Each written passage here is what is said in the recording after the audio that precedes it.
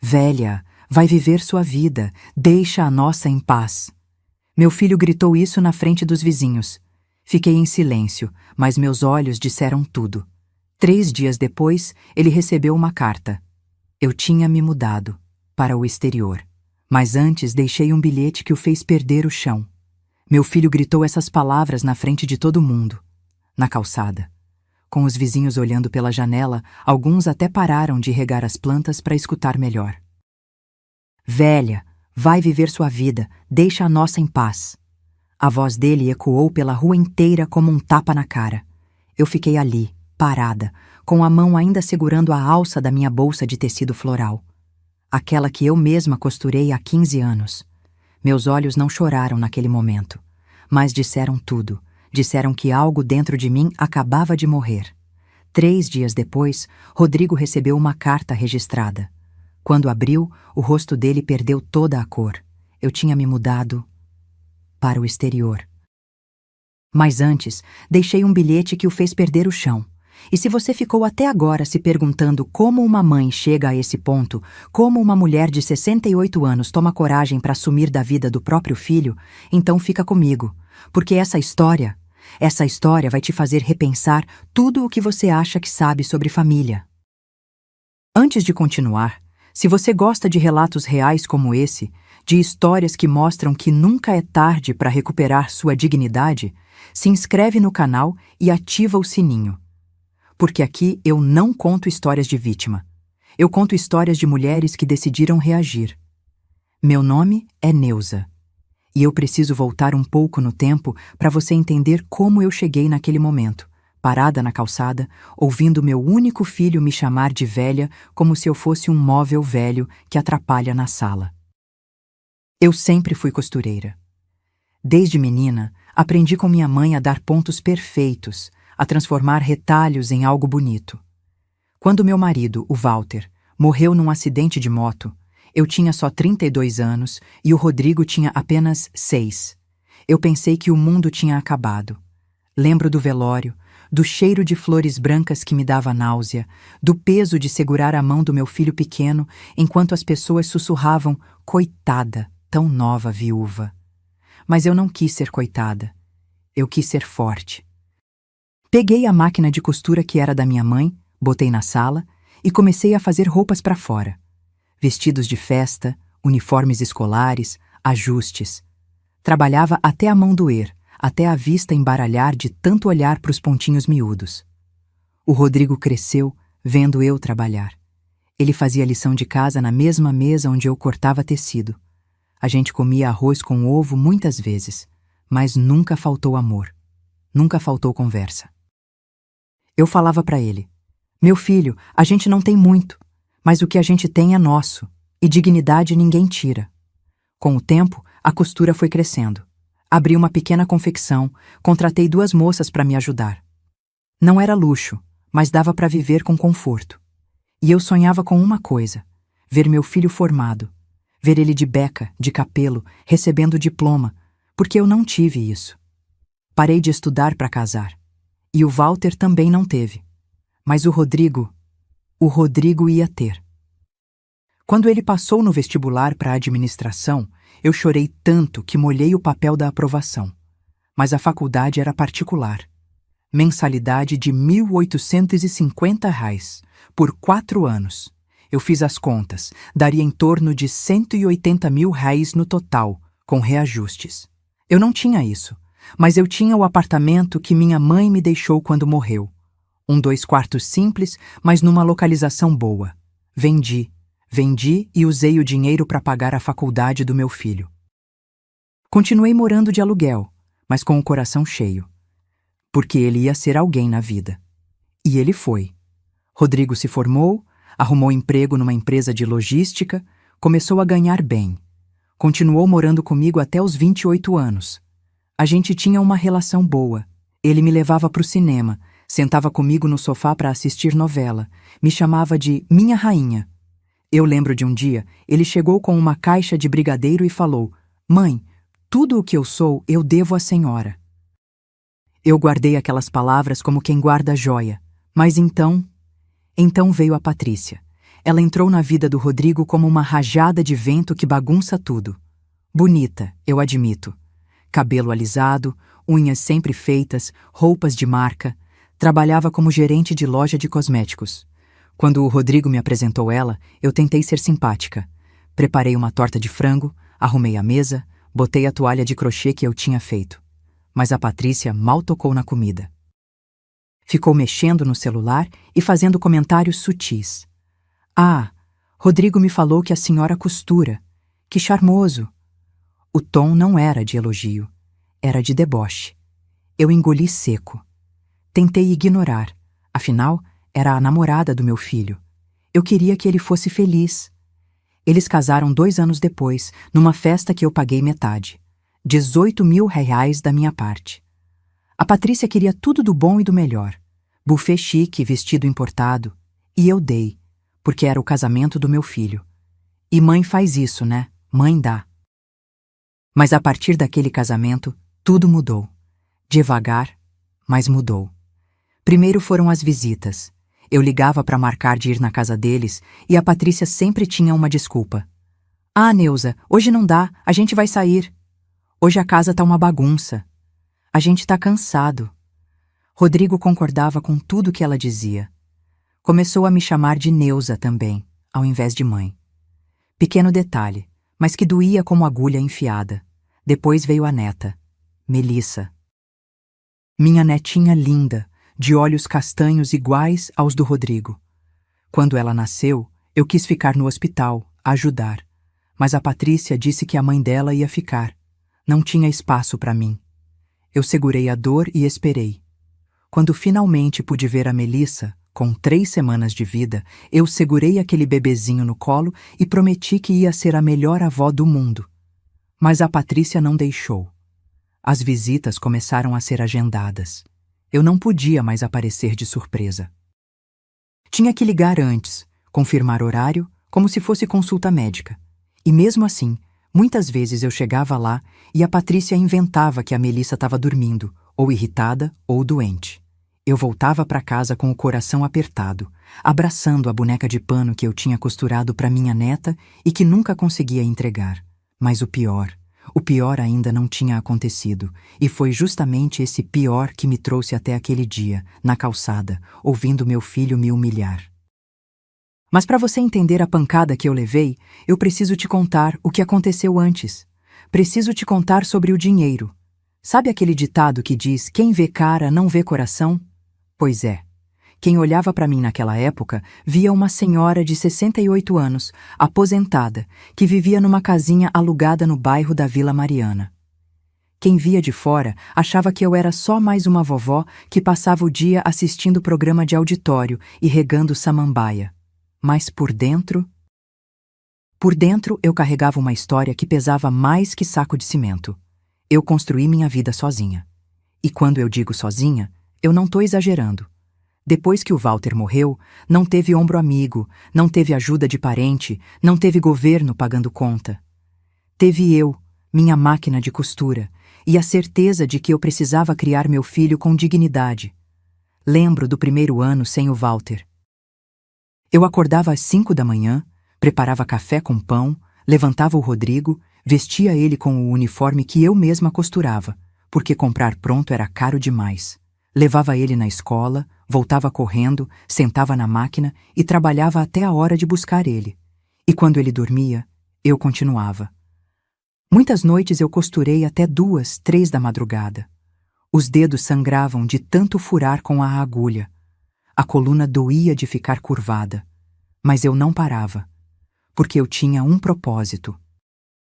Eu olhava para o meu filho dormindo com aquela carinha de anjo e pensava: ele vai ter uma vida melhor que a minha. Ele vai estudar, ele vai ser alguém. Conforme o Rodrigo foi crescendo, a confecção também cresceu. Eu consegui alugar um espaço pequeno, uns 40 metros quadrados, e contratei a Cida e a Jo para me ajudar. 2 mulheres batalhadoras igual a mim. A gente produzia uniformes para escolas, vestidos para festa, conjuntos para lojas do bairro. Não era império, mas dava para sustentar 3 famílias. E para mim, isso era muito. O Rodrigo me via trabalhar. Ele cresceu ali, no meio de tecidos, linhas, barulho de máquina. Eu sempre conversei muito com ele. Sentava na beirada da cama dele, à noite, e contava histórias. Não aquelas de princesa e castelo. Eu contava histórias de luta, de gente que não desistiu. Falava do meu pai, que foi pedreiro a vida inteira e nunca roubou um tijolo. Falava da minha mãe, que criou 5 filhos lavando roupa para os outros. Eu queria que ele entendesse o valor das coisas. E ele parecia entender. O Rodrigo era carinhoso. Me abraçava antes de dormir. Quando ficava doente, eu fazia sopa e ele dizia: "Mãe, a senhora é a melhor cozinheira do mundo." Besteirinha, né? Mas para mim era tudo. Quando ele entrou na adolescência, continuou sendo bom filho. Não dava trabalho. Estudava, tirava notas boas, ajudava nas tarefas de casa. Eu tinha tanto orgulho dele que parecia que ia explodir. Mostrava o boletim para todo mundo. "Olha, meu filho tirou 9 em matemática." Eu era aquele tipo de mãe chata que acha que o filho é perfeito. E aí veio o vestibular. Rodrigo queria fazer administração. Ele sonhava em trabalhar numa empresa grande, em usar terno, em ter uma carreira sólida. Eu apoiei. Ajudei ele a estudar. Comprei apostilas que custavam os olhos da cara. E quando saiu o resultado, eu nunca vou esquecer daquele dia. Ele chegou correndo em casa com o papel na mão. "Mãe, eu passei! Passei, mãe!" A gente pulou, abraçado, chorando igual 2 crianças. Eu lembro que liguei para Cida e para Jô, e elas vieram aqui em casa, trouxeram guaraná e bolo. A gente comemorou até tarde. Foi um dos dias mais felizes da minha vida. Mas aí veio a realidade. A faculdade era particular. A mensalidade era R$ 1.850. Eu fiz as contas. 4 anos. Mais ou menos uns R$ 90 mil, fora material, transporte, alimentação. Ia dar perto de R$ 180 mil no total. Eu não tinha essa quantia. A confecção dava para viver, mas não para guardar tanto assim. Eu fiquei uns dias pensando. Olhava para o Rodrigo, via a felicidade dele, via o sonho ali, tão perto, e pensei no apartamento. O apartamento que minha mãe tinha me deixado quando morreu. Eram 2 quartos no Jabaquara, simples, mas numa rua tranquila, bem localizado. Valia uns R$ 200 mil. Eu não pensei 2 vezes. Botei à venda. Quando contei para o Rodrigo, ele ficou desesperado. "Mãe, não faz isso, a senhora vai ficar sem nada." Mas eu segurei a mão dele e falei: "Meu filho, esse apartamento é feito de tijolo, mas você é feito de sonho, e sonho vale mais." Ele chorou. Eu também. Mas a decisão estava tomada. Vendi o apartamento por R$ 195 mil. Paguei a faculdade inteira à vista, consegui um desconto bom. Sobrou um trocado que eu guardei para emergências e continuei morando de aluguel. A casinha onde eu tô até hoje, ou melhor, onde eu estava até pouco tempo atrás. 3 cômodos pequenos, quintal de terra batida, um pé de jabuticaba que dá fruto todo ano. Rodrigo se formou. A cerimônia de formatura foi num ginásio grande, cheio de gente. Eu fui sozinha, sentei lá no fundão, mas quando chamaram o nome dele e ele subiu no palco, de beca preta, sorrindo, eu senti que tudo tinha valido a pena. Todas as noites sem dormir, todos os dedos furados, todas as contas apertadas. Valeu. Ele arrumou emprego rápido. Começou como assistente numa empresa de logística, mas logo foi promovido. Começou a ganhar bem. Uns R$ 4.500, depois R$ 6.000, depois mais. Comprou um carro usado, um Palio branco. E continuou morando comigo. Pagava parte do aluguel, ajudava nas compras. A gente tinha uma rotina boa. A gente ia no cinema todo mês. Ele escolhia filme de ação, eu preferia comédia, mas a gente sempre cedia um pro outro. Depois ia comer pastel na feira. Coisas simples, mas que deixavam meu coração quentinho. Ele me chamava de minha rainha. Dizia que um dia ia me dar uma casa, que ia me levar para conhecer a praia, que ia cuidar de mim quando eu ficasse velhinha. E eu acreditei. Acreditei com todas as forças. Até que ele conheceu a Patrícia. Foi num churrasco de amigos do trabalho. Ele voltou para casa naquela noite com um brilho diferente no olho. Mãe, conheci uma menina incrível. Eu sorri. Incrível como? Ele ficou vermelho. Incrível de verdade. Bonita, inteligente, cheia de planos. Eu fiquei feliz. Meu filho merecia ser feliz, merecia amar e ser amado. Eu só queria conhecer ela. E aí foi que começou o primeiro nó na minha garganta. A primeira vez que a Patrícia veio aqui em casa, eu caprichei. Limpei tudo até brilhar. Fiz torta de frango, arroz de forno, um pudim de leite. Botei a toalha de mesa de crochê que eu tinha feito à mão, aquela branca com flores azuis. Arrumei flores no vaso. Passei perfume. Queria causar boa impressão. Quando ela entrou pela porta, eu notei o jeito dela olhar em volta. Um olhar rápido, mas avaliativo. Ela era bonita mesmo. Cabelo liso e comprido, escova perfeita, maquiagem impecável, roupa de marca. Salto alto mesmo sendo almoço de domingo. Ela apertou minha mão de leve como quem toca em algo que pode sujar e disse: Oi, Neuza. Prazer. Neuza. Não Dona Neuza. Não senhora. Só Neuza. Sentamos para comer. Eu servi a comida toda animada, contando que a receita da torta era da minha avó. A Patrícia pegou um pedacinho minúsculo, cutucou com o garfo e disse: Ah, que charmoso. Rodrigo me falou que a senhora costura, né? Deve ser cansativo. O tom não era de solidariedade. Era de piedade? Ou desprezo? Não sei. Mas doeu. Durante o almoço, ela mal comeu. Ficou no celular. Rodrigo tentava puxar assunto, mas ela respondia com monossílabos. Quando eles foram embora, eu lavei a louça com um aperto no peito. Tentei me convencer de que era nervosismo dela, que na próxima ia ser diferente. Mas não foi. A cada encontro, eu sentia que Patrícia me via como um empecilho, como alguém ultrapassado, atrasado, que não tinha nada a acrescentar.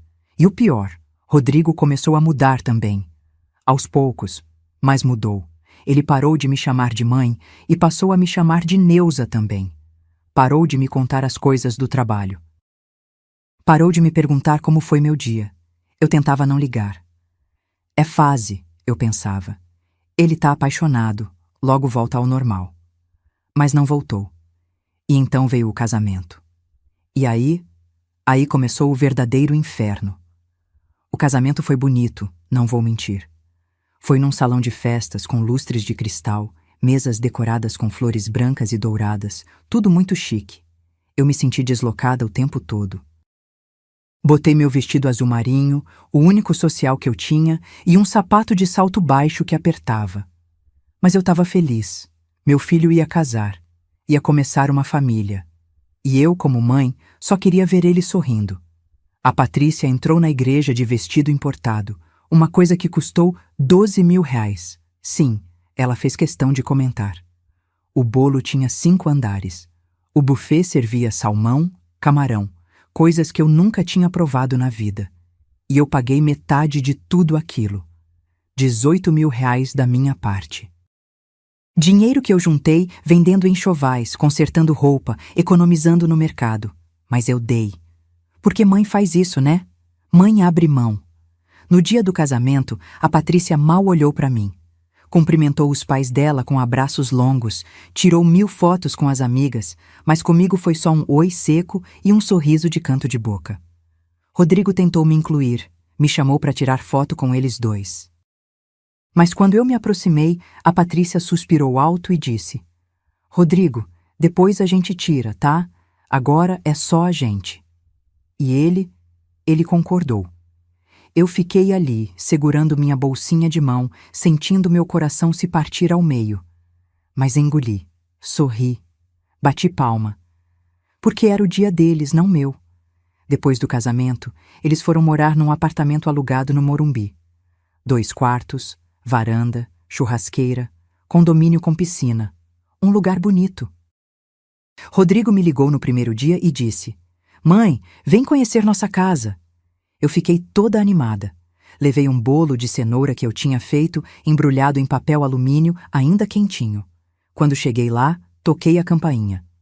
A Patrícia abriu a porta de roupão com cara de sono. Ah, Neuza! Rodrigo não te avisou que a gente ia sair? Eu gelei. Mas ele me ligou ontem pedindo para eu vir. Ela bufou. É, mas mudou os planos. Hoje não dá. Rodrigo apareceu atrás dela, meio sem graça. Desculpa, mãe. É que esqueci que a gente tinha marcado almoço com os pais da Patrícia. Eu segurei o bolo, que já estava esfriando na minha mão, e disse: Ah, tudo bem. Deixa eu deixar isso aqui para vocês, então. A Patrícia pegou o bolo de qualquer jeito, nem agradeceu direito e fechou a porta. Voltei para casa com um nó na garganta que não descia de jeito nenhum, e as coisas só pioraram. As visitas começaram a ser agendadas. Eu não podia mais ligar e falar: filho, vou dar uma passadinha aí. Não. Tinha que ligar antes, perguntar se podia, confirmar horário, como se eu fosse visita de médico. E mesmo assim, muitas vezes eu ligava e a Patrícia inventava desculpa. Ai, Neuza, hoje a casa tá uma bagunça. Hoje não dá, a gente vai sair. Rodrigo tá cansado, melhor deixar para outro dia. Outro dia que nunca chegava. Eu comecei a me sentir descartável. Como uma roupa velha que você guarda no fundo do armário e nunca mais usa, mas também não tem coragem de jogar fora. Aí veio a Melissa. Quando a Patrícia engravidou, eu fiquei nas nuvens. Ia ser avó. Ia ter uma netinha para fazer roupa, para contar história, para dar colo. Eu já comecei a costurar coisinhas. Macacãozinho de algodão, manta de crochê, toucas pequeninhas. Guardei tudo numa caixa enfeitada com papel de presente cor-de-rosa, esperando o dia de entregar. Mas quando a Melissa nasceu, eu não pude estar lá. A Patrícia deixou claro. A mãe dela ia ficar no hospital ajudando. Não tinha espaço para mim. Muita gente atrapalha, Neuza. Você entende, né? Eu disse que entendia, mas por dentro eu estava me despedaçando. Quando finalmente consegui ver minha neta, ela já tinha 3 semanas de vida. 3 semanas. Eu cheguei na casa deles com a caixa de presentes, o coração batendo acelerado. A Patrícia me recebeu, pegou a caixa sem nem abrir e disse: Ela tá dormindo, melhor você não pegar, senão acorda. Fiquei ali, sentada no sofá da sala, olhando para a porta do quarto, imaginando minha netinha dormindo do outro lado. Fiquei 1 hora. A Melissa não acordou. Ou acordou e a Patrícia não me chamou. Não sei. Mas voltei para casa sem nem ter tocado nela. As visitas continuaram assim, controladas, cronometradas, como se eu fosse uma ameaça. Eu ligava para perguntar se podia ver a Melissa, e a Patrícia sempre tinha uma desculpa na ponta da língua. Ah, ela tá com febre. Ela tá irritada hoje. Ela tá na casa da minha mãe. Quando eu finalmente conseguia ir, ficava meia hora, no máximo. E a Patrícia ficava ali, de pé, de braços cruzados, me vigiando. Como se eu fosse fazer alguma coisa errada. Um dia eu levei uma boneca de pano que eu tinha costurado. Passei 2 dias fazendo. Cabelo de lã amarela, vestidinho azul com florzinhas bordadas, sapatinho vermelho. Entreguei para Melissa, que tinha uns 2 anos na época. Ela adorou, abraçou a boneca e saiu correndo pela casa.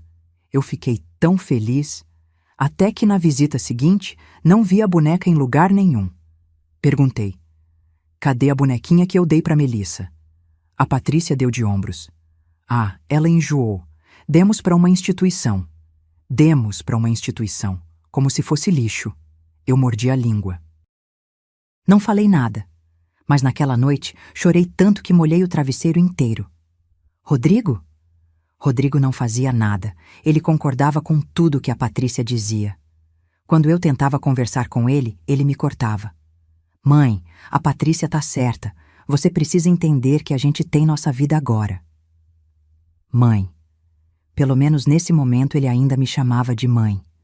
Mas o tom era frio, distante, como se eu fosse um peso que ele tinha que carregar. Eu comecei a me sentir invisível. E então veio o aniversário da Melissa. Ela ia fazer 4 anos. Eu fiquei esperando o convite. Esperei e nada. 1 semana antes, liguei. Filho, que horas é a festa da Melissa? Eu quero levar um presente legal. Silêncio do outro lado da linha. Depois ele respondeu: Mãe, é que a festa vai ser pequena, só criança da escola dela. Nada demais. Só criança da escola. Eu não fui convidada para o aniversário da minha própria neta. Eu desliguei o telefone e fiquei ali, sentada na cadeira da cozinha, olhando para o nada. Tinha um bolo de fubá no forno, o cheiro doce tomando conta da casa. Mas eu não sentia cheiro de nada. Não sentia nada. Só um vazio enorme, crescendo dentro de mim como um buraco sem fundo. 3 dias depois, vi as fotos no Facebook. A festa foi numa buffet infantil, com pula-pula, piscina de bolinhas, decoração tema Frozen. Tinha umas 50 pessoas. Os pais da Patrícia estavam lá, sorrindo. Os amigos do Rodrigo tirando selfie.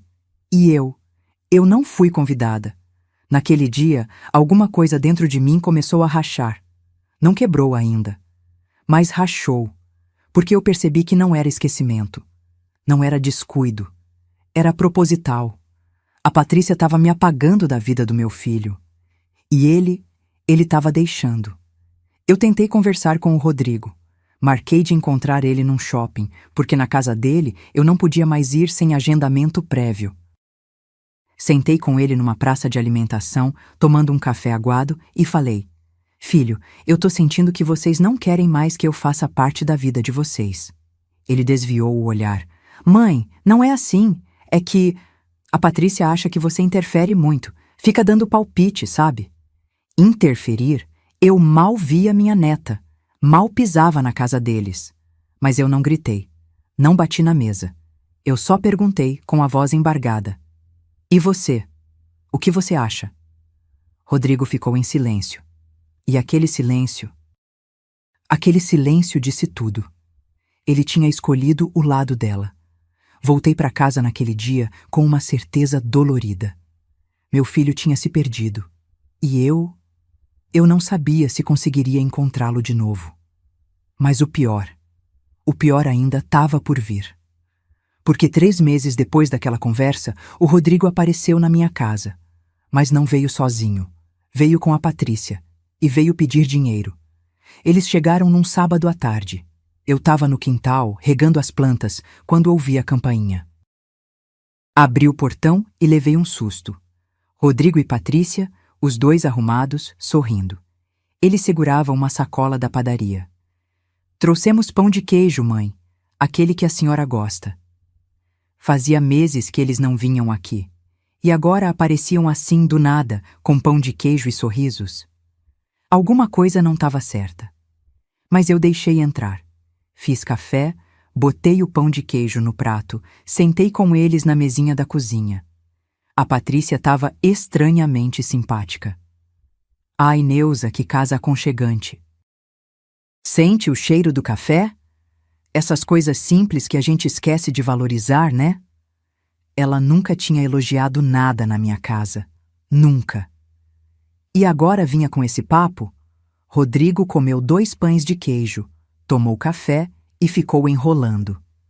Conversa fiada sobre o tempo, sobre o trabalho, sobre a Melissa. Até que a Patrícia cutucou ele com o cotovelo. Sutil. Mas eu vi. Ele limpou a garganta. Mãe, na verdade, a gente veio aqui porque a gente precisa conversar uma coisa com a senhora. Meu coração apertou. Fala, filho! Ele trocou um olhar com a Patrícia. Ela deu um sorrisinho de incentivo e aí ele soltou. É que apareceu uma oportunidade incrível, um investimento. Um amigo meu da empresa abriu uma franquia de açaí e tá convidando sócios. É um negócio garantido, mãe. Ele já tem 3 lojas e tá expandindo. Dá lucro certo. Eu fiquei quieta, esperando ele continuar. O problema é que a entrada para a sociedade é de R$ 95.000. A gente tá juntando, mas ainda falta. E a gente pensou, será que a senhora não poderia emprestar? R$ 95.000. Eu senti o chão fugir dos meus pés. Esse dinheiro era praticamente tudo que eu tinha, a minha reserva de emergência. O dinheiro que eu juntei vendendo uns tecidos que sobraram da confecção, fazendo uns bicos de costura aqui e ali, economizando centavo por centavo. Era o que me dava segurança. O colchão para qualquer imprevisto. Filho, isso é muito dinheiro.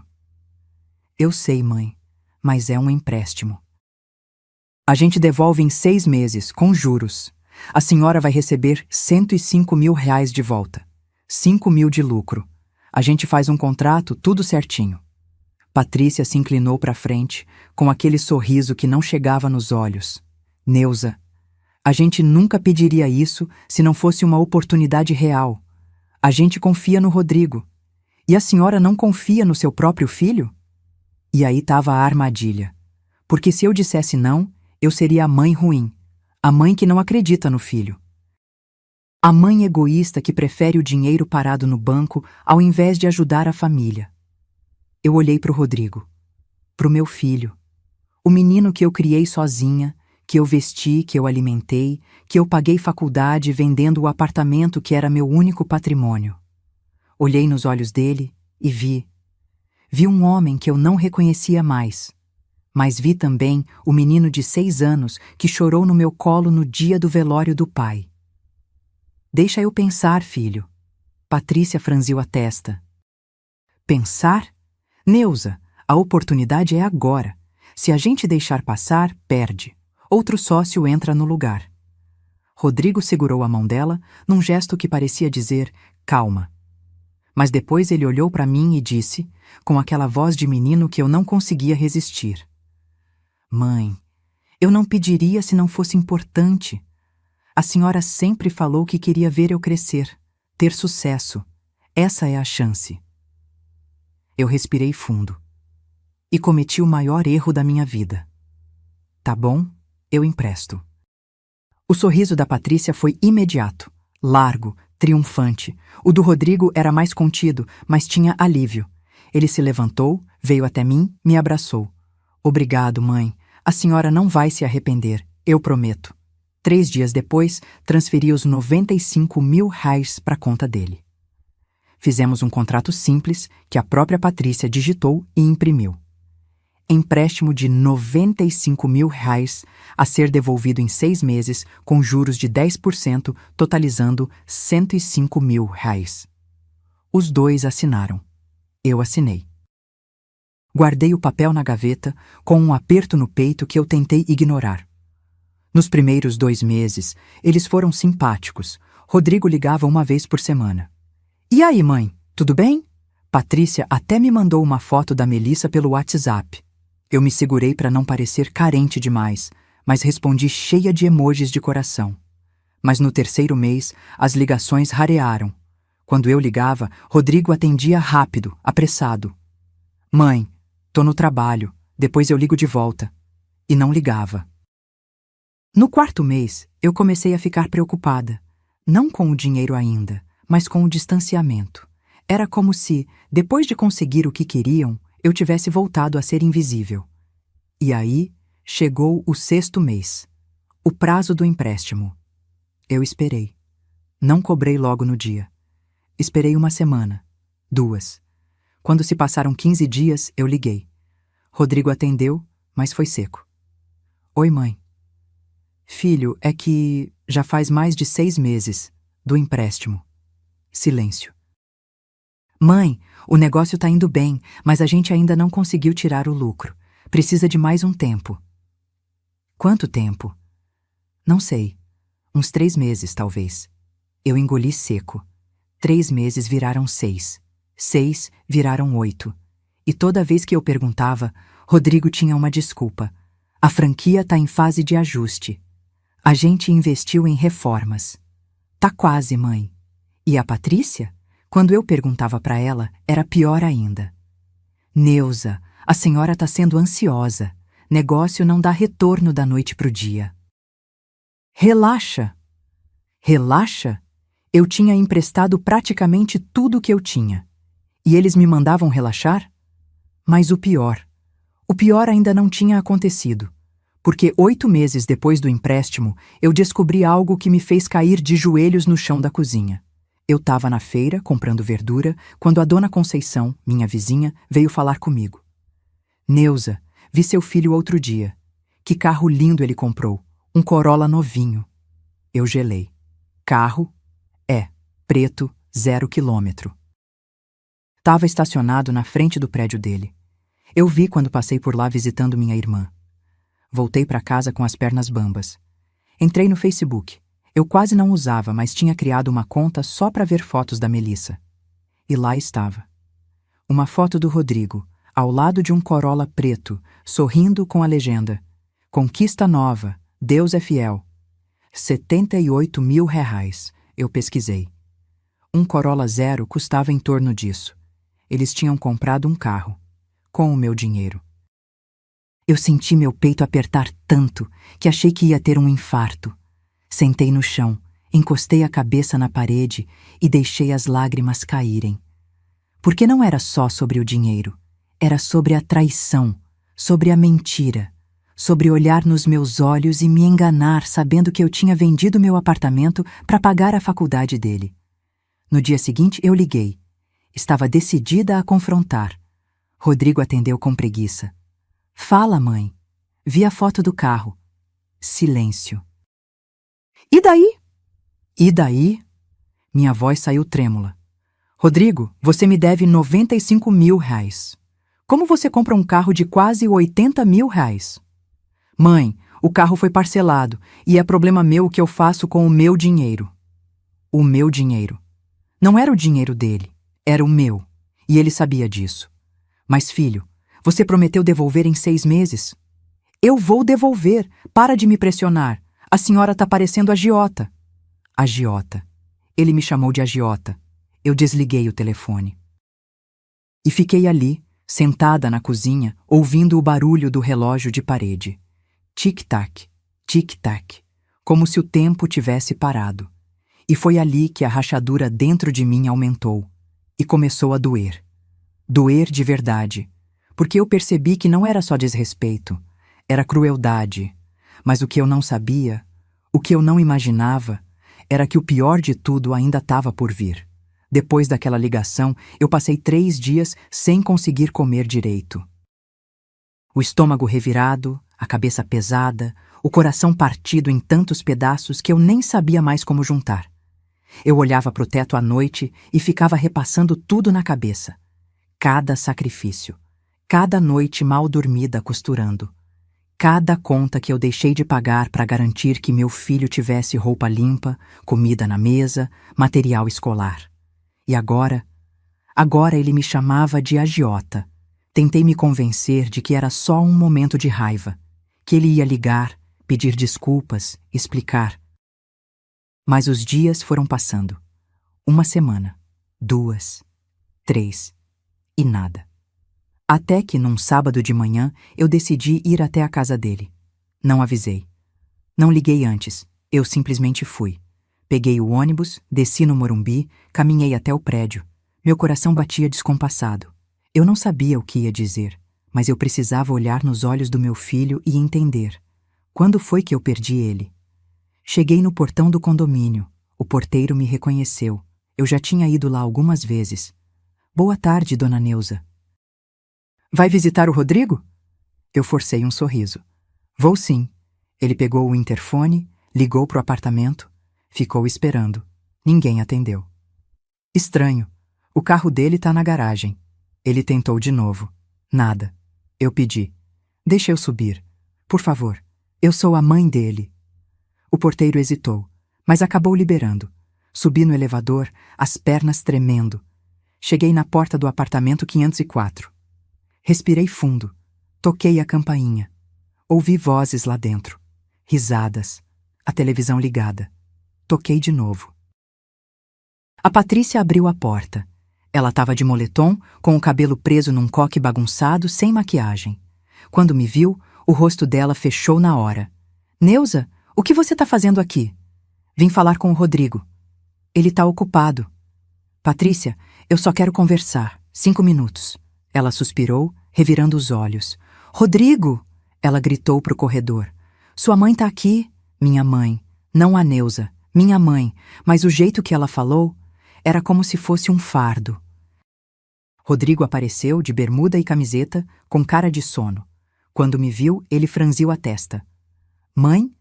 A senhora não avisou que ia vir. Eu sei, filho, mas é que a gente precisa conversar. Ele trocou um olhar com a Patrícia. Ela cruzou os braços, encostou no batente da porta e ficou ali, me encarando. Não me convidou para entrar. Ficamos os três ali, na porta, como se eu fosse uma vendedora de enciclopédia. Filho, eu queria entender sobre o dinheiro. Faz mais de 8 meses. Você disse que ia devolver em 6. Rodrigo bufou. Mãe, já falei. O negócio está em andamento. Não dá para tirar dinheiro agora. Mas você comprou um carro. Eu já expliquei isso. O carro foi parcelado. Mas, Rodrigo, eu emprestei tudo o que eu tinha. Eu preciso desse dinheiro. Eu tenho contas, Patrícia me cortou. Neuza, a gente também tem contas. A gente tem uma filha. Você acha que é fácil criar criança? Tudo é caro. Escola, roupa, médico. Você precisa parar de pensar só em você. Só em mim? Eu senti uma onda de calor subir pelo corpo. Patrícia, eu não tô pensando só em mim. Eu só quero o que é meu. O que é seu? Ela deu uma risada seca. Você emprestou para o seu filho. Não foi investimento, não foi doação, foi empréstimo. A gente vai devolver quando puder. Mas ficar cobrando toda hora, isso é constrangedor. Constrangedor. Eu olhei para o Rodrigo, esperando que ele dissesse alguma coisa. Que ele me defendesse. Que ele lembrasse de tudo que eu fiz. Mas ele só olhou para o chão. E foi nesse silêncio que alguma coisa dentro de mim quebrou de vez. Tá bom. Minha voz saiu baixa, tremida. Desculpa incomodar. Eu virei as costas e fui embora. Ouvi a porta se fechando atrás de mim antes mesmo de eu chegar no elevador. Desci devagar. Saí do prédio, caminhei até o ponto de ônibus. E quando sentei no banco, sozinha, com o sol queimando na minha cabeça, eu finalmente entendi. Eu não era mais mãe. Eu era credora. Um número numa folha de papel. 3 dias depois, aconteceu o pior. Era uma quinta-feira. Eu estava na frente de casa, varrendo a calçada, quando vi a Melissa brincando na rua com outras crianças. Meu coração pulou. Fazia meses que eu não via minha neta de perto. Ela estava maior, o cabelo mais comprido, usando um vestidinho rosa com desenho de unicórnio.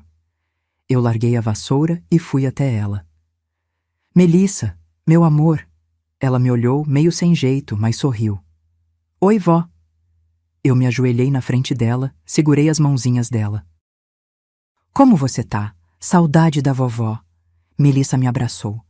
E naquele abraço apertado, eu senti que ainda existia amor, ainda existia vínculo. Foi quando ouvi a voz dele. Melissa, vem aqui. Rodrigo e Patrícia vinham caminhando pela calçada. Ele com cara fechada, ela com aquele olhar de irritação.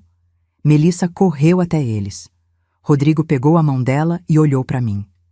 Mãe, a gente já conversou sobre isso. A senhora não pode ficar aparecendo do nada para falar com a Melissa. Aparecendo do nada? Rodrigo, ela estava brincando aqui na rua, eu só cumprimentei. Patrícia se meteu. Neuza, você não respeita limites. A gente já falou, se quiser ver a Melissa, tem que avisar antes. Os vizinhos começaram a sair das casas, curiosos com o bate-boca. A dona Conceição estava na janela. O seu Moacir parou de lavar o carro para olhar. E eu senti a vergonha subindo, quente, ardendo no rosto. Filho, eu só queria ver minha neta. Sua neta? A voz da Patrícia veio cortante. Neuza, você acha que só porque é avó pode fazer o que quer? A Melissa é nossa filha. Nossa responsabilidade, e a gente decide quando você pode ou não ver ela. Eu pisquei, tentando segurar as lágrimas. Rodrigo, fala alguma coisa. Ele me olhou, e naquele olhar, eu vi o homem que ele tinha se tornado. Um homem que eu não conhecia. Um homem que escolheu o lado errado. E então ele abriu a boca. Velha, vai viver sua vida, deixa a nossa em paz. O mundo parou. As crianças pararam de brincar. Os vizinhos ficaram mudos. Até o vento pareceu parar. Velha. Meu filho me chamou de velha, na frente de todo mundo. Eu fiquei ali, parada, com a mão ainda segurando a alça da minha bolsa de tecido floral, aquela que eu mesma costurei, aquela que estava gasta nas pontas, desbotada pelo tempo.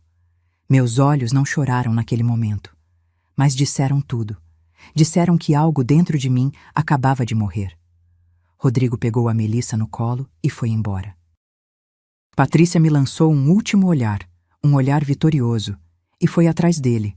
Eu fiquei ali, sozinha, com o barulho das folhas sendo levadas pelo vento, com o silêncio constrangido dos vizinhos, com a vergonha queimando a pele. Entrei em casa, fechei a porta, encostei nela e finalmente deixei as lágrimas caírem. Chorei como eu não chorava desde o dia que enterrei o Walter. Chorei por tudo que eu dei, por tudo que eu abri mão, por tudo que eu sacrifiquei e pelo filho que eu perdi. Mas naquela noite, depois que as lágrimas secaram, depois que a dor se transformou em outra coisa, algo frio, algo decidido, eu levantei da cama, acendi a luz da cozinha e fui até o armário. No alto, atrás de umas caixas de remédio, tinha uma caixa de sapatos velha. Abri. Dentro estavam todas as provas. Os recibos da faculdade do Rodrigo. Todos. 4 anos. 180 mil reais em parcelas que eu paguei suando, cortando tecido, costurando de madrugada. A escritura do apartamento que eu vendi. A única coisa que minha mãe me deixou e que eu troquei pelo futuro dele. Fotos minhas, mais jovem, cansada, exausta, mas sempre sorrindo, sempre tentando. E o contrato, aquele maldito contrato de empréstimo, 95 mil reais, assinado por ele, por ela, por mim. Olhei para aqueles papéis e naquele momento tomei uma decisão, fria, calculada, irreversível. Se eles queriam que eu vivesse minha vida, então era isso que eu ia fazer, mas não do jeito que eles imaginavam. Eu não dormi naquela noite. Fiquei sentada na mesa da cozinha, com a caixa de sapatos aberta na minha frente, olhando para cada papel, cada foto, cada prova de uma vida inteira de sacrifício. E enquanto o céu clareava lá fora, uma clareza diferente foi nascendo dentro de mim. Não era raiva. Raiva eu já tinha sentido. Isso era outra coisa. Era determinação. Eu tinha passado a vida inteira me doando, me anulando, aceitando migalhas de afeto. E o resultado? Ser chamada de velha na frente dos vizinhos. Ser tratada como estorvo. Ser enganada e roubada pelo próprio filho. Mas acabou. Naquela manhã, quando o sol nasceu, uma nova Neuza também nasceu. Uma que não ia mais chorar.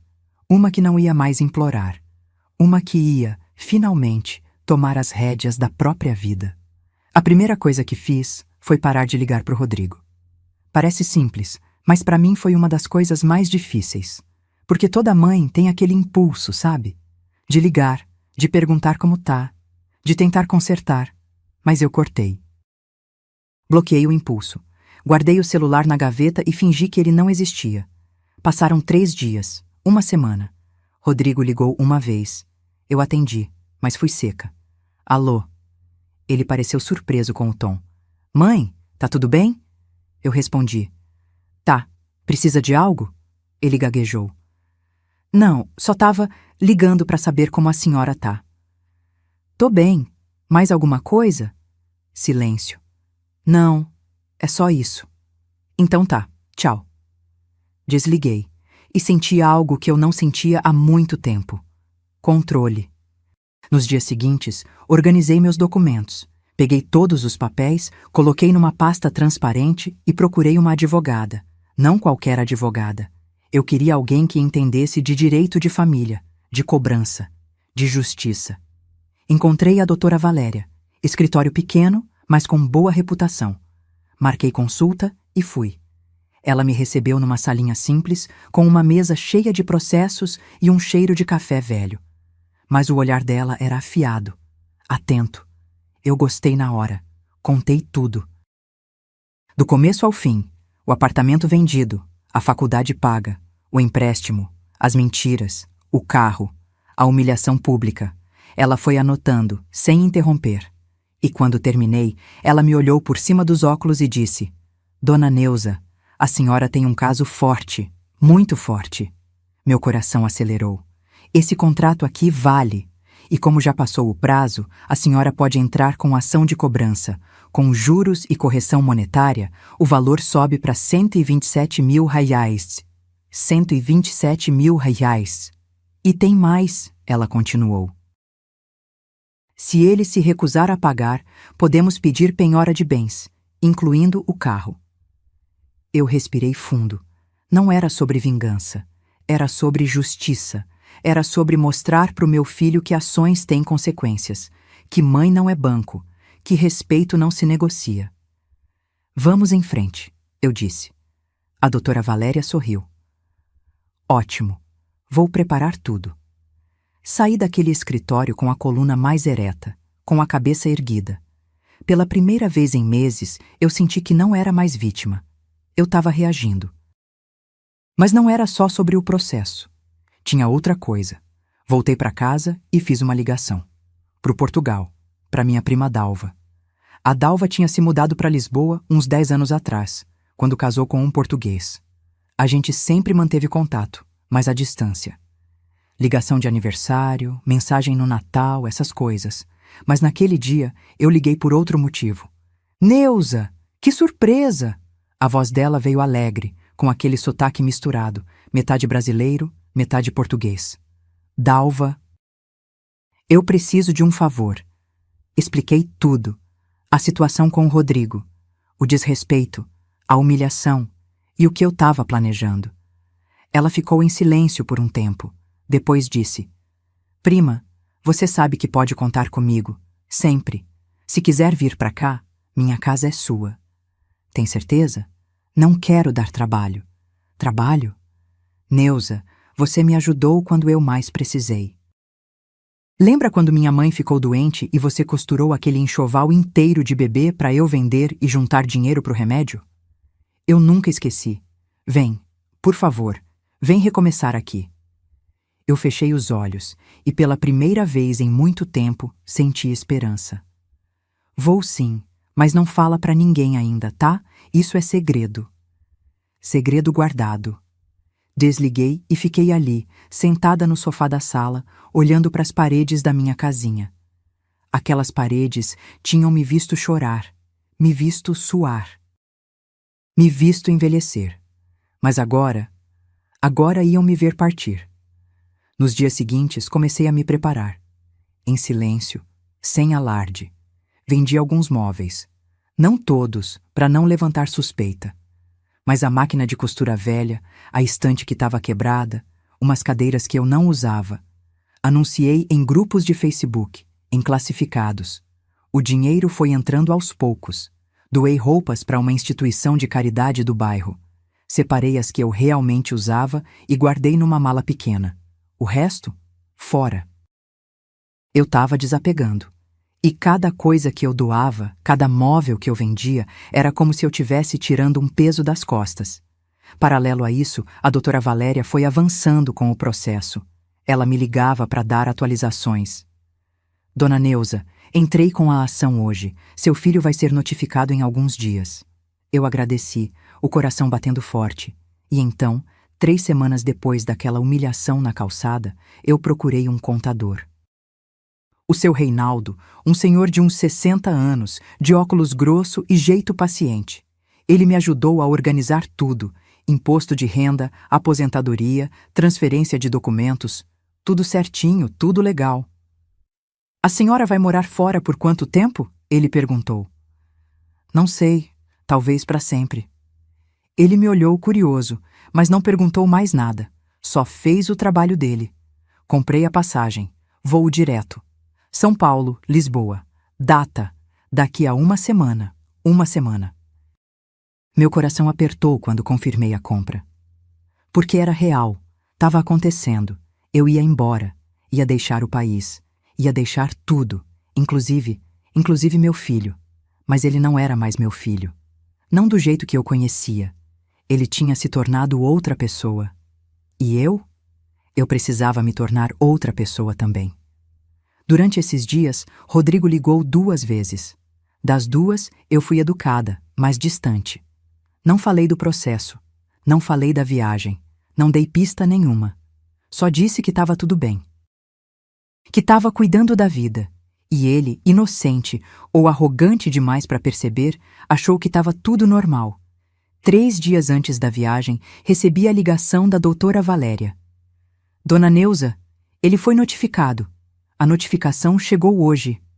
Meu estômago revirou. E agora? Agora ele tem prazo para responder.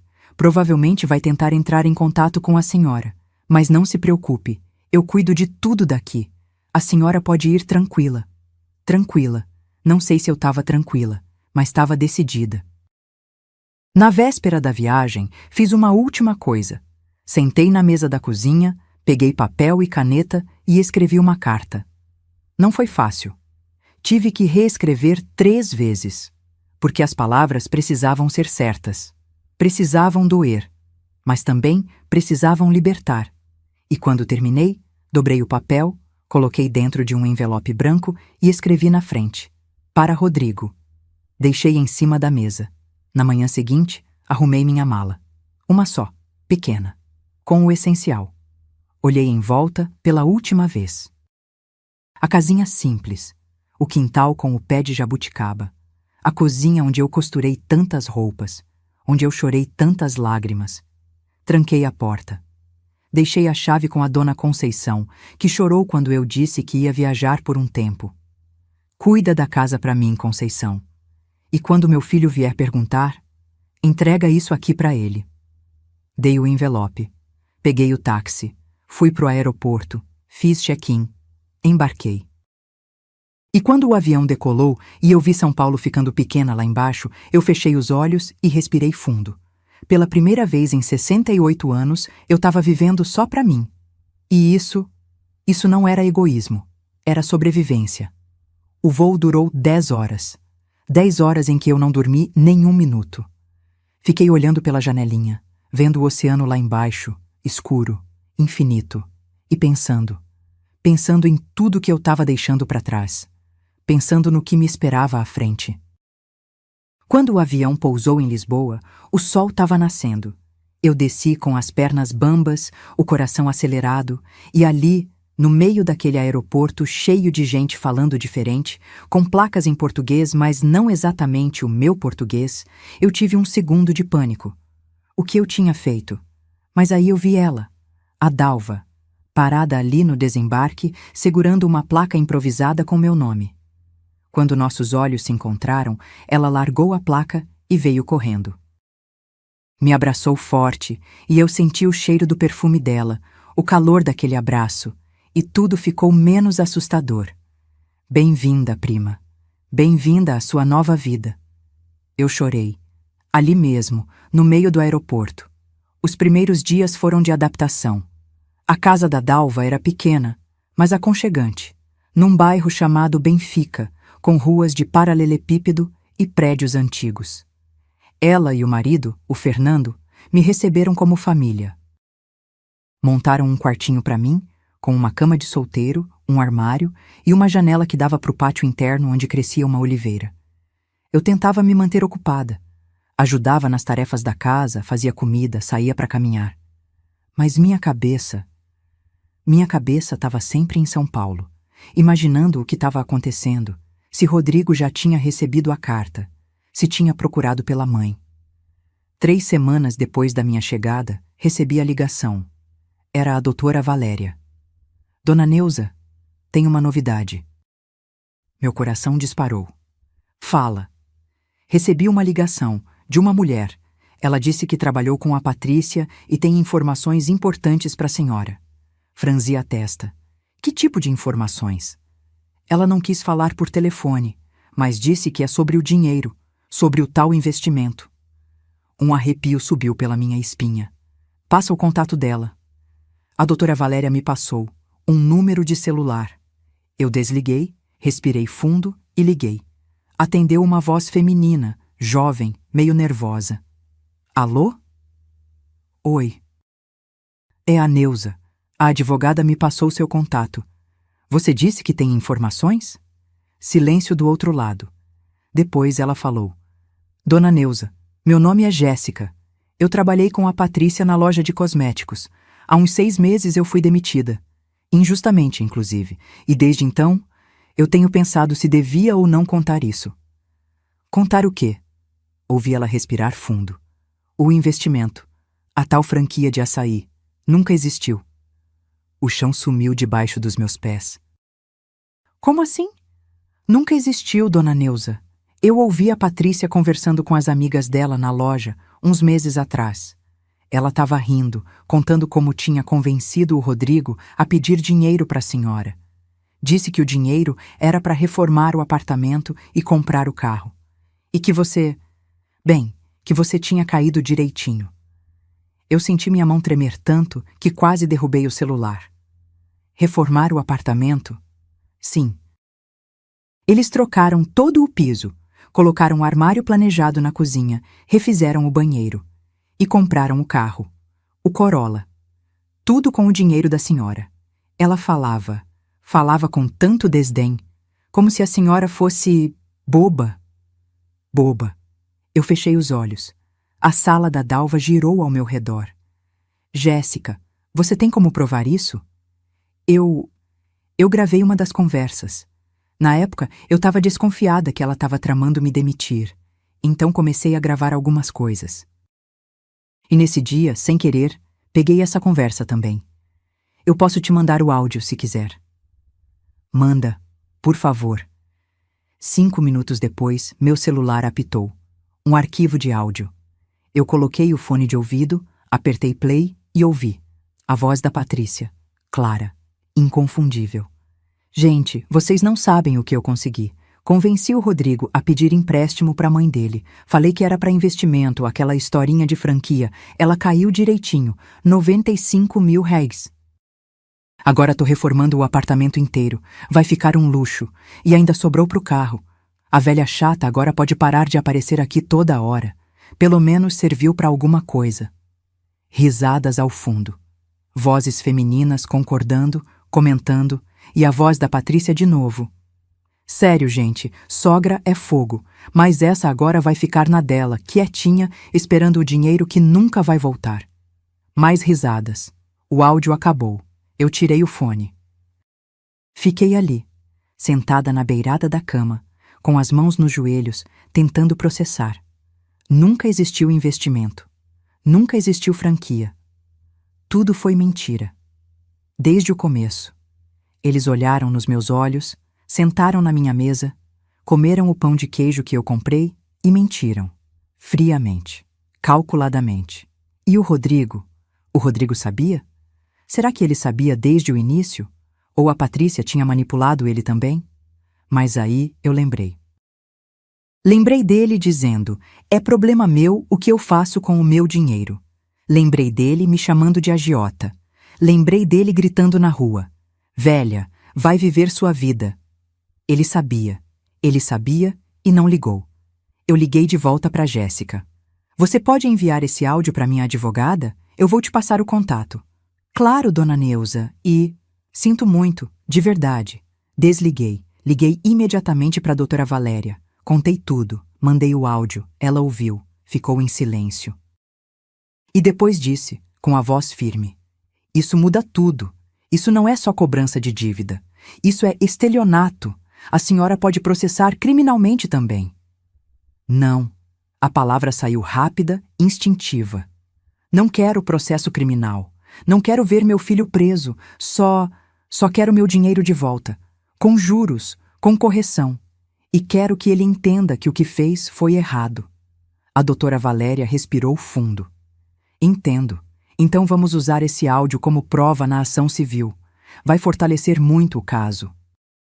Ele não vai ter para onde correr. Desliguei e fiquei ali, olhando para a parede branca do quarto. Aquela informação não me quebrou, porque eu já estava quebrada há muito tempo.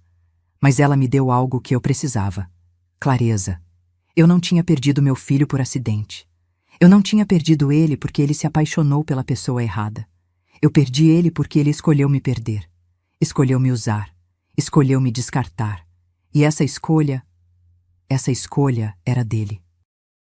Naquela noite, eu sentei no quintal da casa da Dalva, embaixo da oliveira, e olhei para o céu.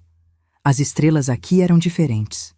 Ou talvez fossem as mesmas, mas eu que estava olhando com olhos diferentes. Chorei? Chorei. Mas não como antes.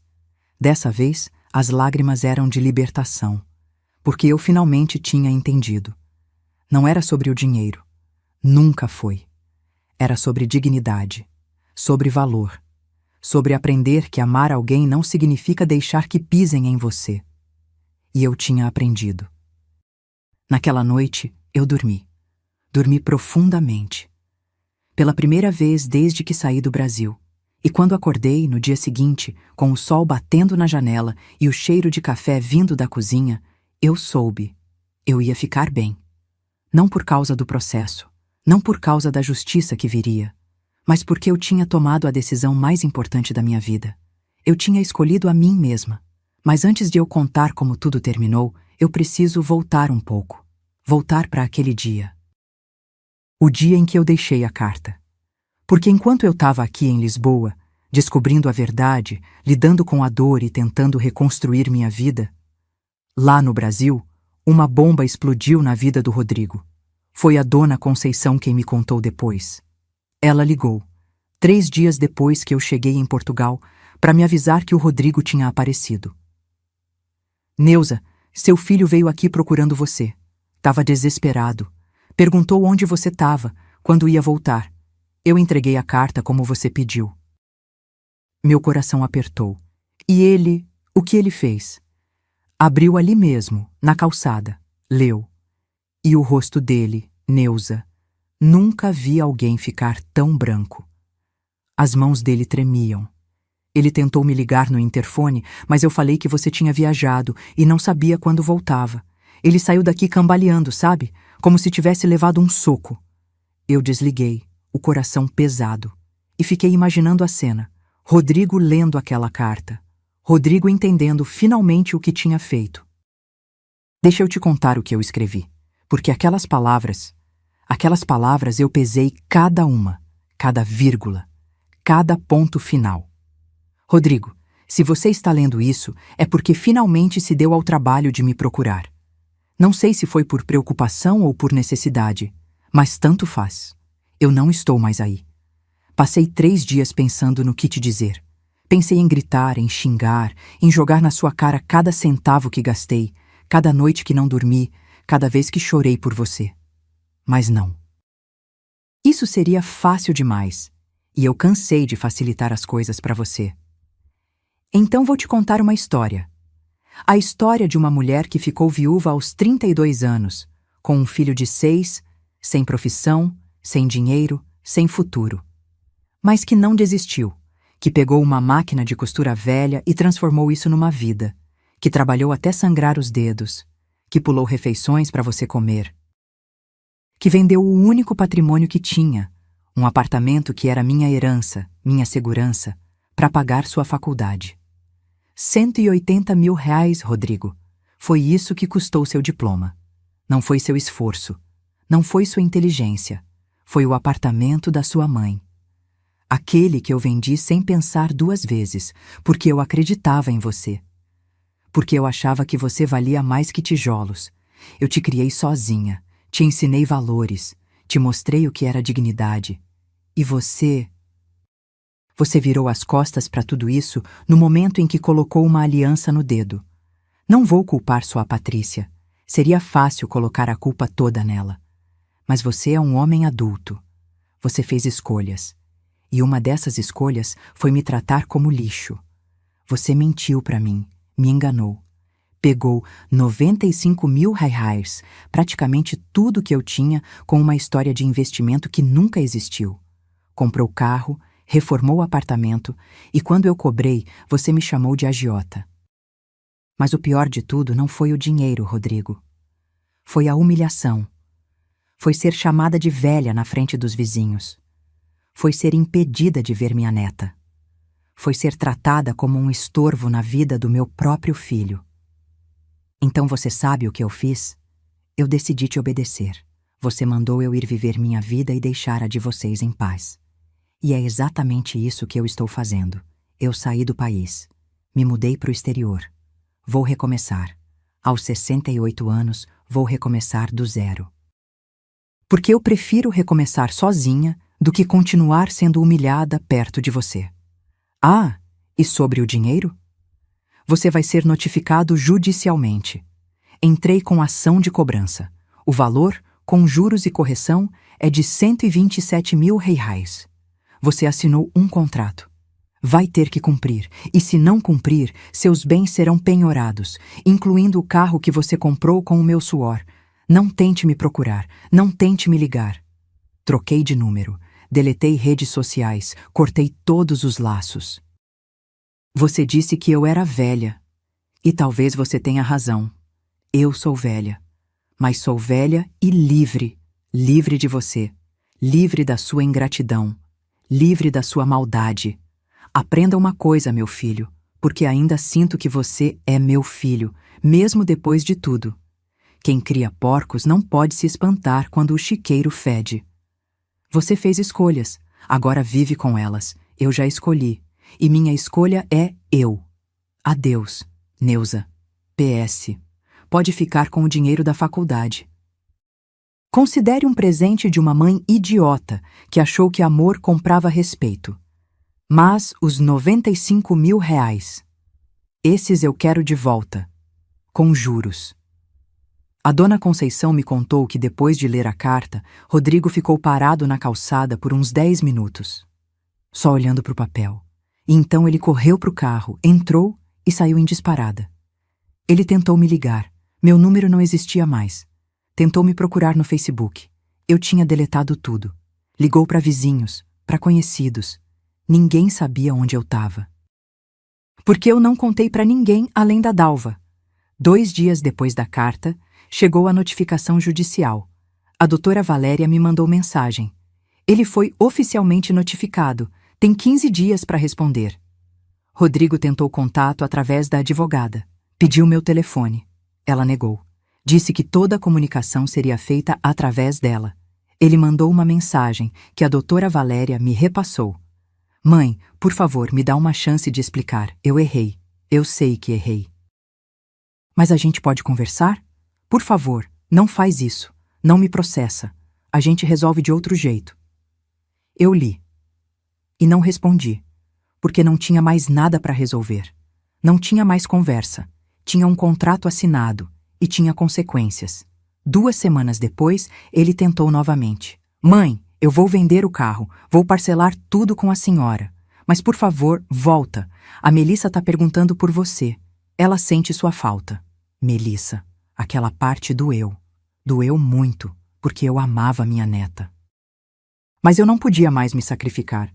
Não podia mais aceitar migalhas. Respondi através da advogada.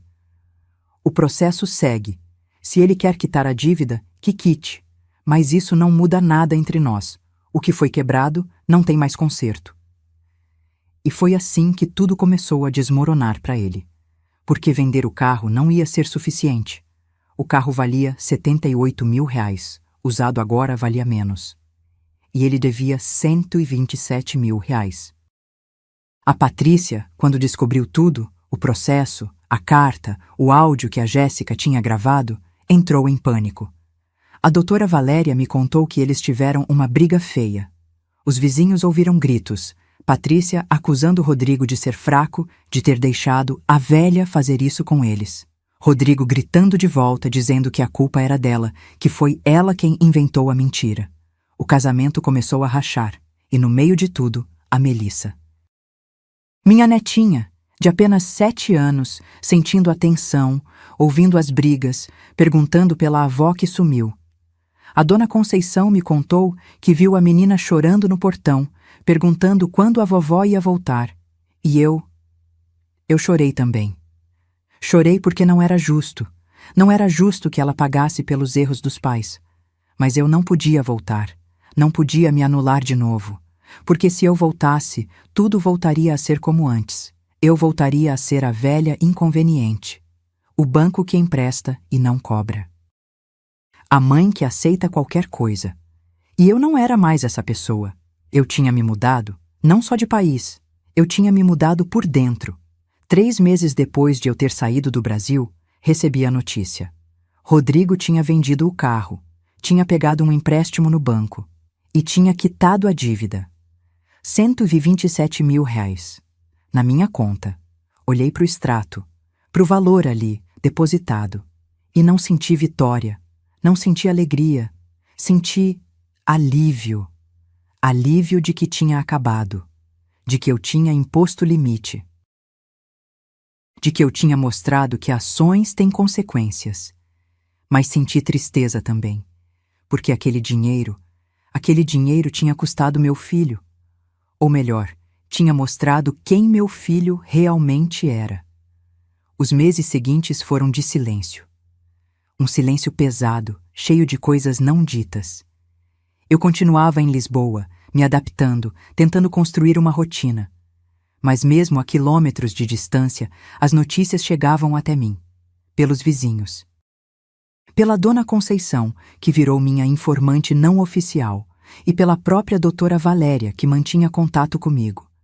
A vida do Rodrigo estava desmoronando, e eu não posso mentir, parte de mim sentia uma satisfação amarga. Mas outra parte doía. A dona Conceição me ligou numa tarde de outubro. Neuza, preciso te contar uma coisa. Meu coração apertou. O que foi? Vi o Rodrigo ontem. Ele estava saindo do prédio, de ônibus. Vendeu o carro, né? Mas o pior é que ele estava com uma cara, sei lá, Neuza. Parecia 10 anos mais velho. Magro, barba por fazer, olheiras fundas. Eu fechei os olhos. E tem mais, ela continuou. Ouvi dizer que ele pegou um empréstimo grande no banco para quitar a dívida com você. Tá pagando parcelas altas, uns R$ 3.200 por mês, durante 4 anos. Tá apertado, muito apertado. R$ 3.200 por mês, quase metade do salário dele. E a Patrícia? Perguntei, mesmo sabendo que não devia me importar. A dona Conceição suspirou. Aquela ali, tá que é uma fera, tá cobrando ele o tempo todo. Já ouvi briga alta lá do prédio. Uma vez ela gritou que se arrependeu de ter casado com ele, que ele era um fracassado, que por culpa dele eles perderam tudo. Perderam tudo? Eles ainda tinham um apartamento, tinham emprego, tinham saúde. Eles não perderam tudo, perderam o que nunca foi deles, o meu dinheiro. E a Melissa? Minha voz saiu fraca. Ah, Neuza, a coitadinha. Anda quieta, tristinha. Vi ela outro dia na pracinha, brincando sozinha. As outras crianças chamavam, mas ela não queria. Só ficou sentada no balanço, parada, olhando pro nada. Meu coração se partiu. Melissa não tinha culpa de nada. Ela era uma criança que perdeu a avó porque os pais foram gananciosos e cruéis. Mas eu não podia fazer nada. Eu não podia voltar e salvar todo mundo. Porque se eu voltasse, quem ia me salvar? 2 semanas depois, recebi outra ligação da dona Conceição. Dessa vez, a notícia foi ainda pior. Neuza. O Rodrigo e a Patrícia se separaram. Fiquei em silêncio. Foi feio. Muito feio. Ela pegou a Melissa e foi morar com a mãe dela. Deixou ele no apartamento, mas disse que vai pedir pensão alta. O Rodrigo tá sozinho agora. Sozinho e quebrado. Sozinho e quebrado. As mesmas palavras que descreviam como eu me senti quando ele me humilhou na calçada. A diferença é que eu estava sozinha por escolha. Ele estava sozinho por consequência. Ele pergunta de mim? A pergunta saiu antes que eu pudesse segurar. Pergunta. Toda vez que me vê, pergunta. Dona Conceição, a senhora teve notícia da minha mãe? Eu digo que não. Que você pediu para não falar nada. E ele abaixa a cabeça e vai embora. Desliguei com um nó na garganta. À noite, deitada na cama, olhando para o teto, eu me perguntei: eu fiz a coisa certa? E a resposta, mesmo doendo, era sim. Porque se eu tivesse ficado, se eu tivesse perdoado sem consequências, tudo continuaria igual. Rodrigo continuaria me usando. Patrícia continuaria me humilhando. E eu continuaria morrendo aos poucos. engolindo desrespeito, fingindo que estava tudo bem. Eu não salvei meu filho, mas salvei a mim mesma.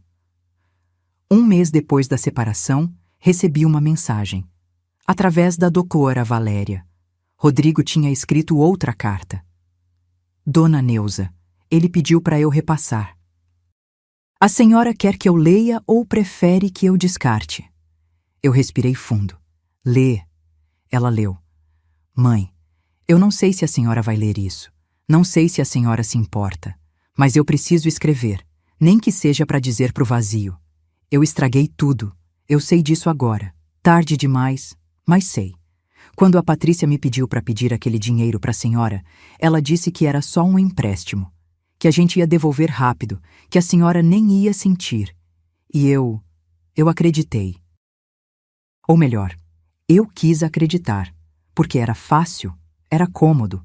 Era mais fácil pegar o dinheiro da mãe do que ralar, economizar, esperar. Mas quando a gente comprou o carro, reformou o apartamento e a senhora começou a cobrar, eu entrei em pânico e, ao invés de ser homem, de assumir o erro, eu virei as costas. Eu te tratei mal, eu te humilhei e eu vou carregar essa culpa pro resto da vida. A Patrícia me deixou, levou a Melissa, disse que eu sou um fracassado, que arruinei tudo. E ela tá certa. Eu arruinei, mas não do jeito que ela pensa. Eu não arruinei o casamento, o dinheiro, o carro. Eu arruinei algo muito maior. A relação com a minha mãe. A mulher que me criou sozinha, que vendeu o apartamento para pagar minha faculdade, que nunca mediu esforços para me ver bem. E eu retribuí com ingratidão. Eu não mereço seu perdão. Eu sei disso. Mas eu precisava te falar. Eu sinto muito. Eu sinto muito por tudo. Por cada palavra ruim. Por cada desrespeito. Por ter te chamado de velha. Por ter te expulsado da minha vida. Você não era o problema, mãe. Eu era. A Melissa pergunta por você todos os dias. Ela chora. Ela não entende por que a vovó sumiu. E eu não sei o que dizer para ela, porque a verdade é vergonhosa demais para ser dita. Eu não tô pedindo para você voltar. Eu sei que não tenho esse direito. Só tô pedindo, sei lá, que você seja feliz. Que você viva sua vida como eu mandei. Porque pelo menos uma de nós dois merece ser feliz. E essa pessoa é você, Rodrigo. A doutora Valéria terminou de ler. Ficou em silêncio, esperando minha resposta. Eu limpei as lágrimas que teimavam em cair. Obrigada por ler, mas não vou responder. Tem certeza? Tenho. Porque aquela carta, mesmo triste, mesmo cheia de arrependimento, não mudava nada. Não devolvia os anos de humilhação. Não apagava o velha, vai viver sua vida. Não curava a ferida. Era tarde demais. Ou talvez não fosse sobre ser tarde. Era sobre eu ter aprendido que perdão não significa volta. Que eu podia perdoar, lá no fundo do meu coração, mas não precisava voltar para a vida dele. Não precisava me sacrificar de novo. 2 semanas depois, a dona Conceição me ligou pela última vez. Neuza, o Rodrigo se mudou. Se mudou? É. Deixou o apartamento. Deve ter voltado para o aluguel, algo mais barato. Não aguenta mais pagar o condomínio, as prestações do empréstimo e ainda a pensão da Melissa. Tá quebrado, Neuza. Quebrado de verdade. Eu fiquei em silêncio. E sabe o que mais? Ontem vi ele na padaria, comprando pão francês e mortadela. Só isso. Lembra quando você fazia isso? Quando o dinheiro estava apertado e você comprava o básico para dar pro Rodrigo menino? Sim, eu lembrava. Agora é ele quem tá vivendo assim. A vida tinha dado a volta. O filho que cresceu comendo pão com mortadela porque a mãe vendia apartamento para pagar faculdade dele, agora estava de volta ao pão com mortadela. Mas dessa vez por escolhas próprias. E eu estava em Lisboa. Comendo bacalhau, tomando vinho verde, assistindo o pôr do sol no Tejo. Não era vingança, era consequência. E talvez fosse justiça. Parte 10. A nova vida e a lição final, 6 meses. Tinha passado 6 meses desde que eu tinha pisado em solo português pela primeira vez. 6 meses desde que eu tinha deixado para trás uma vida inteira. E sabe o que eu descobri? Que recomeçar não tem idade. Tem coragem. Lisboa tinha me acolhido de um jeito que eu nunca esperei. No começo, tudo era estranho. O sotaque diferente, as ruas de pedra que machucavam meus pés, o frio que entrava pelos ossos. Mas aos poucos, aquela cidade antiga, cheia de história, foi virando minha casa. A Dalva me apresentou para um grupo de brasileiros imigrantes.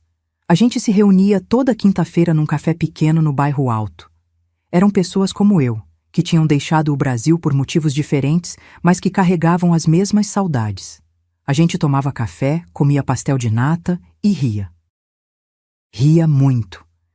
Eu tinha esquecido como era bom rir sem peso na consciência. 3 meses depois de chegar, consegui um trabalho. Nada grandioso. Meio período num ateliê de costura artesanal, no Chiado. A dona Fátima, uma portuguesa de 75 anos, com mãos firmes e coração macio, me contratou quando viu meu trabalho.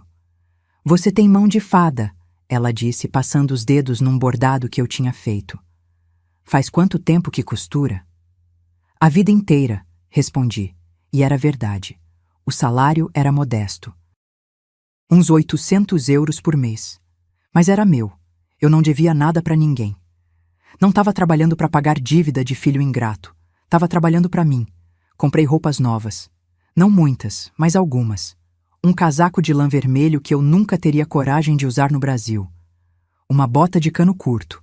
Um lenço de seda. Pequenas coisas que me faziam sentir viva. Comecei a frequentar um grupo de caminhada para a terceira idade. Toda terça e sábado, a gente subia até o castelo de São Jorge, via a cidade lá de cima, respirava ar puro. Fiz amizades. A dona Teresa, a dona Glória, o seu Armando. Pessoas que não me conheciam como a mãe do Rodrigo. Me conheciam como Neuza. Só Neuza. E isso era libertador. Numa dessas caminhadas, o seu Armando, viúvo de 72 anos, me puxou conversa. "Neuza, a senhora tem um sorriso bonito. Devia sorrir mais." Eu corei. Fazia décadas que ninguém reparava no meu sorriso. Ele me convidou para tomar um café depois da caminhada. Eu aceitei. Não era romance. Era companhia. E companhia boa, leve, sem cobranças. Eu estava em paz. Pela primeira vez em anos, eu estava em paz. Mas a vida, ela sempre dá voltas. E numa terça-feira de novembro, recebi uma ligação da doutora Valéria. "Dona Neuza, recebi uma notificação. O Rodrigo entrou com um pedido através de advogado." Meu coração acelerou. "Pedido de quê?" Ele quer o contato da senhora. Ou pelo menos, uma última conversa. Presencial, se possível." "Presencial? Ele quer vir até Portugal?" "Não. Ele está pedindo que a senhora volte. Só por um dia. Diz que é importante, que tem a ver com a Melissa." Melissa. A menção da minha neta me atravessou como uma faca. O que aconteceu com ela? Ele não disse, mas insistiu que é urgente, que precisa da senhora. Fiquei em silêncio, o telefone quente na minha mão. "Dona Neuza, a senhora não é obrigada a nada. Pode recusar, mas..." Ele parece desesperado. Desliguei. Fiquei o resto do dia pensando. Andei pela casa da Dalva como um fantasma. Ela percebeu. "O que foi, prima?" Contei. Ela ouviu e depois disse: "Você não deve nada para ele. Mas, e se for mesmo sobre a menina?" A noite foi longa. Não dormi. Fiquei olhando para o teto, repassando tudo. Eu tinha jurado que não voltaria, que tinha cortado laços. Mas, e a Melissa? Ela não tinha culpa. Ela era inocente. No dia seguinte, liguei para a doutora Valéria. "Fala para ele que eu aceito. Uma conversa. Mas vai ser num lugar público e você vai estar presente." "Sim, senhora." Comprei a passagem. São Paulo. Só ida e volta. 3 dias no Brasil. Só isso. Quando o avião pousou em Guarulhos, eu senti um aperto no peito. O cheiro, o calor, o barulho, tudo me trouxe memórias. Boas e ruins. Mas eu não estava voltando para ficar. Estava voltando para fechar um ciclo. O encontro foi marcado num café na Avenida Paulista. Meio da tarde. Movimento alto. Seguro. Cheguei primeiro. A doutora Valéria já estava lá, me esperando. Dona Neuza, pronta? Não, mas vamos lá. Rodrigo chegou 15 minutos depois. E quando eu vi ele... Meu Deus, ele estava irreconhecível. Magro, barba comprida, olheiras profundas, roupa amarrotada. Parecia ter envelhecido 10 anos em 6 meses. Ele me viu. Parou. Os olhos dele encheram de lágrimas na hora. Mãe! A voz dele saiu quebrada. Eu respirei fundo. Não levantei, não corri para abraçar. Fiquei sentada, firme. Ele se aproximou, devagar, como quem se aproxima de um animal assustado. Sentou na frente de mim. Ficamos em silêncio por uns segundos que pareceram eternos. Obrigado por ter vindo, ele disse finalmente. Eu não respondi. Ele respirou fundo. Eu não sei nem por onde começar. Eu sei que eu não mereço nada. Sei que eu te machuquei de um jeito que não tem perdão. Mas... a Melissa, mãe. A Melissa não tá bem. Meu coração apertou. O que aconteceu? Ela tá com depressão infantil. Pelo menos é o que a psicóloga falou. Ela não come direito, não brinca, não fala quase nada, só pergunta por você. Toda noite, antes de dormir, ela pergunta: Pai, cadê a vovó? E eu não sei o que responder. As lágrimas começaram a descer pelo rosto dele. Ela fez um desenho. Na escola, a professora me chamou para mostrar. Era uma casa, e dentro da casa tinha 3 pessoas, eu, ela e você. Ela desenhou você, mãe, com cabelo branco, sorrindo. E embaixo ela escreveu: Eu quero minha vovó de volta. Eu senti minha garganta fechar. A psicóloga disse que ela precisa de encerramento, que ela não entende por que você sumiu. Ela acha que fez alguma coisa errada, que você não gosta mais dela. As lágrimas começaram a cair do meu rosto também. Eu não vim aqui para pedir que você volte para minha vida, mãe. Eu sei que eu não tenho esse direito. Eu só tô pedindo que você veja ela, uma vez. Que explique para ela que não foi culpa dela. Que você ainda ama ela porque ela tá sofrendo e ela não merece isso. Eu limpei as lágrimas, olhei para ele e pela primeira vez vi um homem arrependido de verdade. Onde ela tá? Com a Patrícia, na casa da sogra, quer dizer, da ex-sogra. Liga para ela, marca, eu quero ver minha neta. No dia seguinte, encontrei a Melissa num parquinho perto da casa da Patrícia. A Patrícia trouxe ela, mas ficou longe, encostada num carro, de braços cruzados. Rodrigo ficou comigo. Quando Melissa me viu, ela parou. Ficou olhando como se não acreditasse. E então, ela correu. Correu com as perninhas magrinhas, os olhos arregalados, o cabelo voando. Vovó? Eu me ajoelhei, e ela se jogou nos meus braços. Segurei ela com tanta força que achei que ia quebrar. Cheirei o cabelo dela, senti o corpinho quente dela contra o meu, e chorei. Chorei tudo que eu tinha segurado. Vovó, você voltou, você voltou. Voltei, meu amor, voltei. A gente ficou ali, abraçadas, por tempo que eu não sei medir. Podia ter sido 1 minuto, podia ter sido 1 hora. Quando finalmente me soltei, olhei nos olhos castanhos dela. Melissa, a vovó precisa te explicar uma coisa. Ela acenou com a cabeça, os olhos ainda cheios de lágrimas. Vovó teve que ir embora porque às vezes as pessoas grandes brigam. E quando isso acontece, a gente precisa de um tempo. Mas isso não foi culpa sua. Nunca foi. Você entende? Mas você não gosta mais de mim? Eu te amo mais que tudo nesse mundo. Você é minha netinha. E nada, nada nunca vai mudar isso.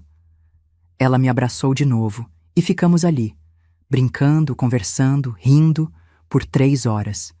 Quando chegou a hora de ir embora, Melissa me segurou a mão. Vovó, você vai sumir de novo? Eu respirei fundo. Vovó vai morar longe, mas a gente vai conversar por vídeo, tá bom? Toda semana. E quem sabe, você vem me visitar. tem aviões grandes que atravessam o mar. E lá onde eu tô tem castelos, tem mar, tem coisas lindas. Os olhos dela brilharam. De verdade? De verdade. Ela sorriu. Um sorriso verdadeiro. E quando eu fui embora, quando olhei para trás e vi ela acenando, vi Rodrigo ao lado dela, com a mão no ombro da filha, eu senti que tinha feito a coisa certa. Voltei para Lisboa no dia seguinte, e quando o avião decolou, eu não olhei para trás. Rodrigo e eu trocamos algumas mensagens depois. Poucas, educadas. Ele me mandava fotos da Melissa. Eu respondia com coraçõezinhos. A gente tinha algum tipo de trégua. Não era perdão completo, não era reconciliação, mas era encerramento. 6 meses depois, usei metade do dinheiro que eu tinha recuperado e doei para uma instituição que ajudava idosos em situação de vulnerabilidade no Brasil. R$ 63.500. Porque eu não precisava de tudo aquilo, e porque eu queria que algo de bom saísse de toda aquela dor. A outra metade, guardei. Para mim, para o meu futuro, para as minhas emergências. Porque pela primeira vez na vida eu estava pensando em mim. Hoje, com 69 anos, eu acordo cedo, tomo café com a Dalva, vou trabalhar no ateliê, costuro, bordo, converso com as clientes, volto para casa, faço chamada de vídeo com a Melissa uma vez por semana, saio para caminhar, tomo vinho com os amigos, rio, vivo. E sabe qual é a melhor parte? Eu sou feliz. Não é uma felicidade perfeita. Ainda dói às vezes. Ainda sinto falta do filho que eu criei, não do homem que ele se tornou. Ainda choro algumas noites, mas no dia seguinte eu levanto, abro a janela, vejo o sol batendo nas janelas de azulejo de Lisboa e agradeço. Porque eu aprendi a lição mais importante da minha vida. Respeito não se implora, se conquista ou se abandona. Eu não fui embora porque eu era fraca. Fui embora porque eu era forte. Forte o suficiente para escolher a mim mesma. Forte o suficiente para não aceitar migalhas. Forte o suficiente para recomeçar aos 68 anos num país estrangeiro. E se você está me ouvindo agora, se você está passando por algo parecido, se você está sendo desrespeitada, usada, humilhada por quem você ama, escuta o que eu tenho para te dizer. Você não precisa se anular para ser amada. Amor verdadeiro não dói, não humilha, não diminui. E nunca, nunca é tarde para recomeçar. Porque respeito não tem idade, dignidade não tem prazo de validade. E eu, hoje, eu vivo minha vida, como meu filho mandou. Mas dessa vez, cercada de quem me valoriza. Se esse relato tocou seu coração, se você também acredita que nunca é tarde para se escolher, deixe um comentário contando de onde você está assistindo. Escreve também o que você sentiu ouvindo essa história. Me conta, você já precisou impor limites com quem você ama? E se essa história te fez refletir, deixa seu like e se inscreve no canal para continuar acompanhando histórias reais de mulheres que escolheram sua dignidade. Porque aqui, a gente não conta a história de vítima. A gente conta a história de recomeço, um abraço de Lisboa. E lembra, você é mais forte do que imagina. Fim.